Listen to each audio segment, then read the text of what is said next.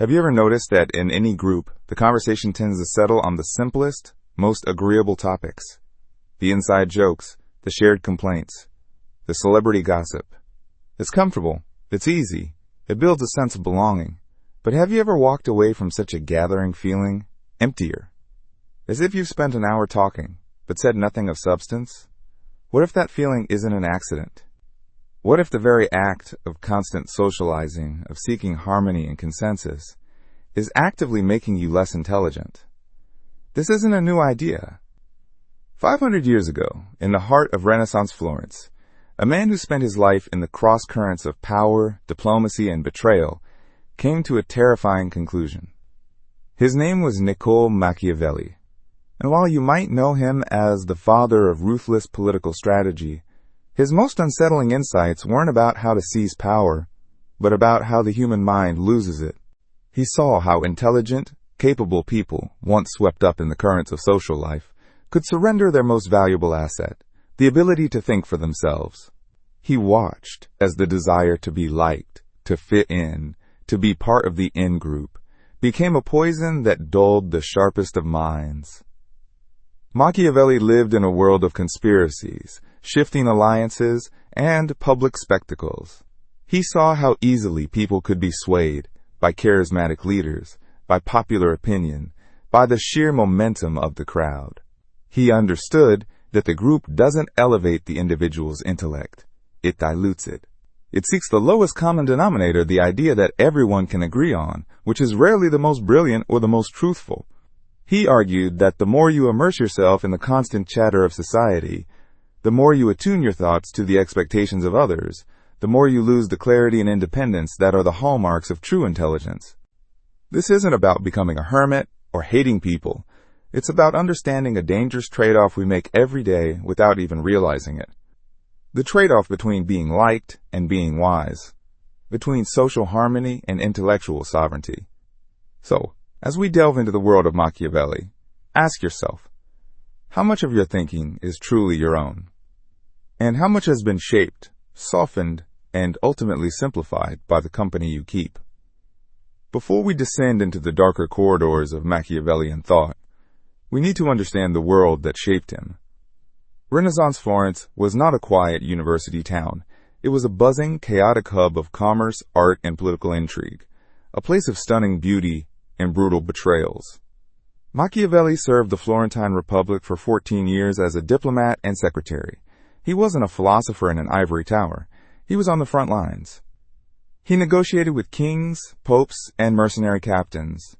He saw how decisions that shaped the fate of nations were made, not always through logic and reason, but often through ego, fear, and the desperate need for approval. He saw that in any group, from a small council meeting to a public square, a peculiar dynamic takes hold. The focus shifts from solving the problem to managing the relationships. The bold, unconventional idea is often the first casualty. Why? Because it risks causing offense. It might make someone else look bad. It requires effort to understand. It's far easier to rally around a simple, emotionally satisfying slogan than to grapple with a complex, uncomfortable truth. Machiavelli noticed that people, especially those in power, are surrounded by flatterers. They are constantly told what they want to hear. This creates an echo chamber where their own biases are amplified and their errors are never corrected. But Machiavelli's insight goes deeper. It's not just about leaders. It applies to everyone. In his writings, particularly in The Prince and Discourses on Livy, he paints a stark picture of human nature. He argues that most people are not guided by reason. They are moved by their passions, their appetites, and their fears. They are, in his words, ungrateful, fickle, liars, and deceivers. This sounds harsh, but think about your own experience. How often have you seen a well-reasoned argument lose to a passionate, emotional appeal? How often have you seen people follow a charismatic but foolish leader? Machiavelli saw that society is a stage. Everyone is playing a part. We present a carefully curated version of ourselves to be accepted. We laugh at jokes we don't find funny. We nod in agreement with opinions we secretly question. We suppress our own doubts to avoid being seen as disagreeable. Each of these small acts of social conformity is a tiny surrender of our intellectual integrity. On its own, it's harmless, but over time, it becomes a habit. We forget how to think for ourselves because we have practiced not thinking for ourselves. We become, in a sense, stupid. Not because we lack the raw intelligence, but because we have voluntarily put it to sleep in the service of social cohesion. This is the frightening core of Machiavelli's argument. Stupidity, in the political and social sense, is not an absence of mental capacity. It is a choice. It is the result of prioritizing comfort over truth, acceptance over analysis.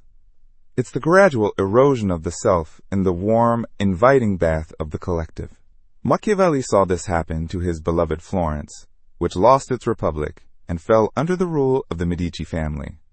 He saw how the citizens, caught up in factional squabbles and the desire for short-term gain, lost the civic virtue and independent spirit that had made them great. And he warns us that the same can happen to any of us, any time we value the crowd's applause more than our own judgment. To understand why we so willingly sacrifice our intelligence at the altar of sociability, we need to look at the psychological mechanics at play. Machiavelli, without the benefit of modern neuroscience, was a master observer of the human psyche. He understood that we are fundamentally insecure creatures. Our deepest fear is not being wrong, it's being alone. This fear of isolation is the lever that society uses to enforce conformity. Think of the pressure to conform in any social setting. It's a powerful, almost physical force. When everyone in a room agrees on something, the person who disagrees feels an immediate sense of unease. Their heart rate might increase. They might start to sweat. This is the ancient, primal fear of being cast out from the tribe. In our evolutionary past, being cast out meant certain death. We are hardwired to avoid it at all costs. This is why we engage in what psychologists today call groupthink. The desire for harmony and consensus within a group becomes so strong that it overrides a realistic appraisal of alternatives. Dissent is discouraged, not necessarily through overt threats, but through subtle cues. A raised eyebrow, a dismissive laugh, a sudden silence. Machiavelli saw this dynamic constantly. He wrote about how a prince should always be wary of advisors who are afraid to tell him the truth. He knew that in any council, there would be a tendency to reach a consensus that was politically safe rather than strategically sound. The advisor who points out the flaws in a popular plan risks the ruler's displeasure. The one who enthusiastically supports it, even if he has private doubts, strengthens his position within the court. The result is that the ruler is surrounded by yes men, and the quality of decision-making plummets. This extends beyond the court's princes. In our modern world, social media is a giant engine for groupthink. We are rewarded with likes, shares, and positive comments when we echo the prevailing sentiments of our online tribe. When we post something that challenges the consensus, we risk a flood of criticism, ridicule, and even digital banishment, being unfriended or blocked. The algorithms are designed to show us more of what we already agree with, creating echo chambers where our own beliefs are endlessly reinforced and opposing views are caricatured and dismissed. We feel smart because everyone we interact with agrees with us, but in reality, our intellectual muscles are atrophying from lack of use. Machiavelli would have recognized this instantly. He wrote, "Men are so simple and so ready to obey present necessities that one who deceives will always find those who allow themselves to be deceived." In the context of social media, the present necessity is the desire for social validation. We want to be part of the conversation. We want to be on the right side of the issue, and we are so eager to fulfill this need that we become incredibly easy to manipulate. We will accept simplistic narratives, share articles we haven't read, and passionately defend opinions we have not critically examined, all for the satisfying feeling of belonging. This, for Machiavelli, is the very definition of cultivated stupidity. It's not that you can't think, it's that you have been conditioned not to. The price of this intellectual surrender is devastating. When we outsource our thinking to the group, we lose the ability to navigate complexity. The world is a messy, contradictory place. But the crowd demands simplicity. It wants clear heroes and villains, simple problems with easy solutions. Individuals can handle nuance. Groups, by their very nature, cannot. They operate on slogans and stereotypes. The person who constantly immerses themselves in the group mind begins to think in these simplistic terms. Their worldview becomes flattened, black and white. They become incapable of understanding those who disagree with them, seeing them not as people with a different perspective, but as an enemy to be defeated.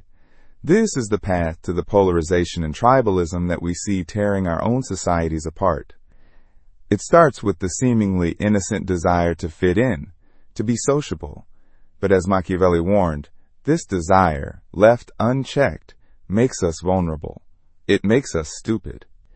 And it makes us puppets for those who know how to pull the strings of the crowd. One of Machiavelli's most radical and enduring insights is the distinction between appearance and reality. He famously advised the prince that it is not necessary to have all the good qualities, but it is very necessary to appear to have them. He argued that rulers must become masters of deception, projecting an image of piety, faithfulness, and integrity, while being prepared to act with ruthless pragmatism behind the scenes. Why? Because the vast majority of people judge by appearances. They are more impressed by the show of virtue than by its actual substance. This principle is the engine of social life. Every time you go to a party or a networking event, you are engaging in a form of Machiavellian stagecraft. You present a version of yourself that is confident, witty, and agreeable. You highlight your successes and downplay your failures. You carefully manage your image to win the approval of others. We all do this. It is a fundamental part of social interaction. But Machiavelli's warning is about what happens when we start to believe our own performance. The more time we spend in the social arena, the more we invest in maintaining this public persona or mask. This mask is designed for appeal, not for truth. It is simplified, sanitized, and stripped of all the messy contradictions that make us human. The problem arises when the line between the mask and the self begins to blur. We start to tailor our actual thoughts and feelings to fit the mask. We avoid exploring ideas that don't align with our public image. We suppress doubts that might complicate our carefully crafted identity. Our inner world, in order to not betray the outer performance, becomes just as simplistic and shallow as the persona we project. Think about the world of online influencers. They present a life of perpetual success, happiness, and adventure. Their sociability is their brand. They are the masters of appearing to have it all. But we have seen countless stories of these same individuals struggling with depression, anxiety, and loneliness behind the scenes. Their public persona, their mask of hypersociability, becomes a prison. It forces them into a state of cognitive dissonance, where their reality is completely at odds with their appearance. To maintain the appearance, they must often suppress genuine intellectual and emotional exploration. They become intellectually stagnant because their energy is consumed by performance. Machiavelli would say this is not just a problem for influencers. It's a danger for everyone. The more you are on, the more you are performing sociability, the less room there is for the quiet, difficult work of genuine thinking. Real thought is often a solitary and unsettling process. It involves confronting your own ignorance, questioning your own beliefs, and wrestling with uncomfortable truths. None of this is very sociable. It doesn't make for light, easy conversation. It is, in fact, the exact opposite of what the social world demands. The social world rewards certainty, confidence, and conformity. The intellectual world requires doubt, humility, and independence. You cannot serve both masters at once. The constant performer, the person who is always seeking an audience, gradually loses the taste for solitude. And in losing solitude, they lose the essential ingredient for deep thought. Their mind becomes a mirror, reflecting back the opinions and expectations of those around them. They may be incredibly skilled at navigating social situations, at reading a room, at making people like them. It may appear to be very smart, but it is the intelligence of a fox, cunning and reactive, not the wisdom of an owl, which sees the whole picture from a distance. This is the great Machiavellian paradox of sociability. To be successful in the social world, you must become an expert at managing appearances. But the more you focus on appearances, the more you neglect the reality of your own mind. You trade intellectual depth for social acceptance. You become a hollow shell, polished and pleasing on the outside, but empty within. You become stupid, not in the sense of being unable to learn, but in the sense of being unwilling to think anything that might disrupt the performance. If the constant performance of sociability erodes our intellect, what is the alternative? For Machiavelli, the answer lies in cultivating the capacity for strategic solitude. This is not about becoming a recluse or a misanthrope. Machiavelli himself was deeply engaged in the political life of his city. Rather, it is about understanding that true power and clarity of thought are forged in moments of withdrawal, not in the thick of the crowd. When Machiavelli was exiled from Florence by the Medici, he retreated to his small farm. He described his daily routine in a famous letter. During the day, he dealt with mundane local matters, but in the evening, he would enter his study. He would take off his dusty, mud-stained clothes and put on the robes of a courtier, and then he would converse with the great minds of antiquity. He would read history, question the decisions of past leaders, and analyze the rise and fall of empires. It was in this solitude, away from the immediate pressures and distractions of social and political life, that he wrote The Prince. This is the model of strategic solitude. It is a conscious withdrawal from the noise of the world in order to think more clearly. In the clamor of the crowd, our thinking is reactive. We are responding to the last thing someone said, to the emotional tone of the room, to the need to defend our position. Our mind is on the defensive. But in solitude, our thinking can become proactive. We are not just reacting. We are analyzing, planning, and seeing the bigger picture. We can examine a problem from all sides, without the pressure to come up with a quick, socially acceptable answer. Think about the most effective leaders, artists, and thinkers in history. They often had periods of intense solitude. It was in these periods that they developed their most original ideas and their boldest plans. They understood that the insights needed to change the world are rarely found in a committee meeting. They are found in the quiet laboratory of the mind. In our hyper-connected, relentlessly social world, the idea of solitude can seem strange, even threatening. We are conditioned to see being alone as a sign of failure or loneliness. Our phones buzz constantly, demanding our attention, pulling us back into the social stream. We have forgotten how to be alone with our own thoughts, and this has made us intellectually weak. We rely on the group to tell us what to think, because we no longer have the mental space to figure it out for ourselves. Machiavelli's advice would be to carve out periods of deliberate disconnection, to turn off the phone, to close the social media tabs, to sit with a difficult book, to go for a long walk with no destination, to allow your mind to wander, to get bored, to grapple with a complex problem without seeking an immediate answer from Google. This is not easy. At first, it can be deeply uncomfortable. The silence can feel deafening. We are so used to constant stimulation that its absence creates a void. But if we persist, something remarkable happens. The mental chatter starts to die down. The fog of other people's opinions begins to clear. We start to hear our own voice again. We start to make connections we hadn't seen before. We start to question assumptions we had accepted without thought. This is the process of reclaiming your intellectual sovereignty. Machiavelli understood that the person who can think for themselves has a tremendous advantage over those who cannot. The person who has cultivated strategic solitude can see the patterns that the crowd misses. They can anticipate events while others are merely reacting to them. They are not swayed by emotional appeals or popular slogans. They are, in the truest sense, powerful. Not because they can command armies, but because they can command their own mind. The paradox is that by strategically withdrawing from society, you become far more effective when you choose to engage with it. You are no longer a leaf blown about by the winds of public opinion. You are the one who understands the wind. So, how do we navigate this Machiavellian dilemma? We live in a world that requires social interaction, yet we know this very interaction poses a threat to our intellectual independence. We cannot all retreat to a farm and converse with the ancients. The answer is not to abandon society, but to engage with it differently. armed with the defensive knowledge that Machiavelli provides. It is about becoming an intellectual sovereign, a ruler of your own mental kingdom, even while living as a citizen in the wider world. First, we must practice the art of conscious observation. When you are in a group, don't just participate. Observe. Watch the dynamics at play. Who is talking the most? Whose ideas are being accepted and whose are being ignored? What are the unspoken rules of this group?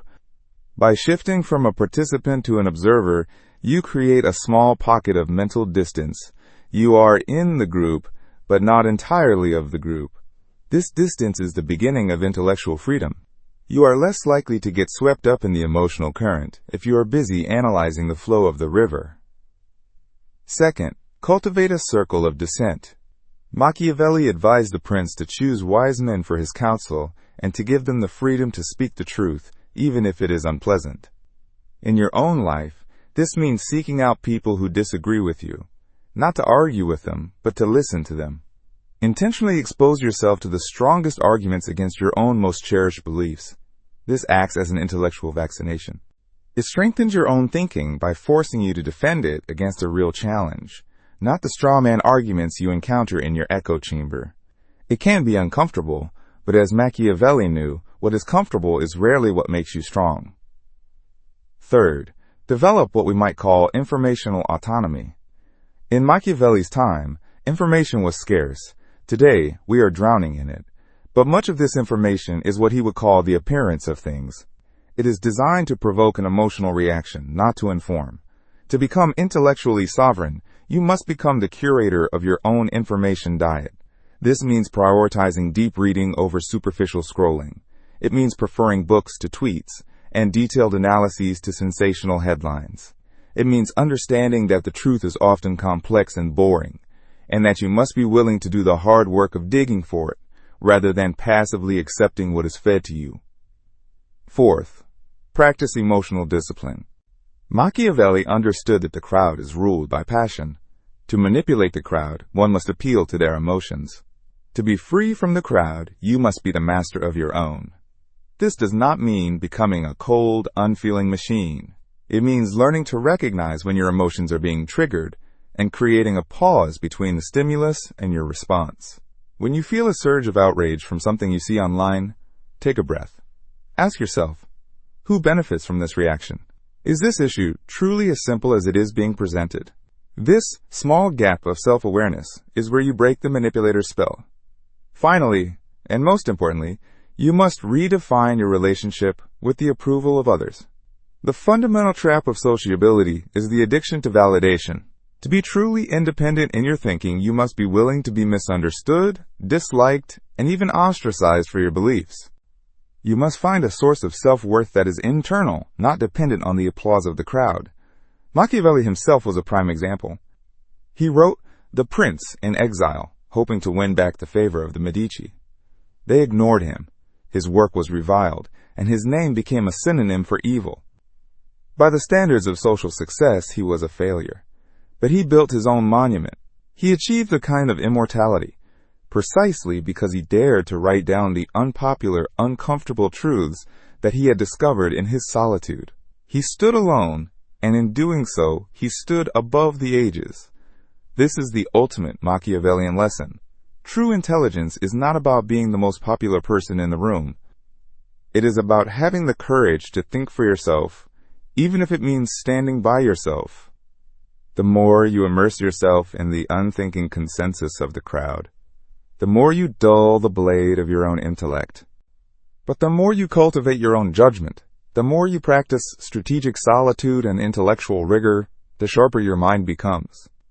You may not win every popularity contest, but you will win something far more valuable, the freedom of your own mind. You will stop being a pawn in other people's games and become the master of your own. If these ideas resonate with you, subscribe to PsycheTapes as we continue to uncover the hidden truths that shape our lives.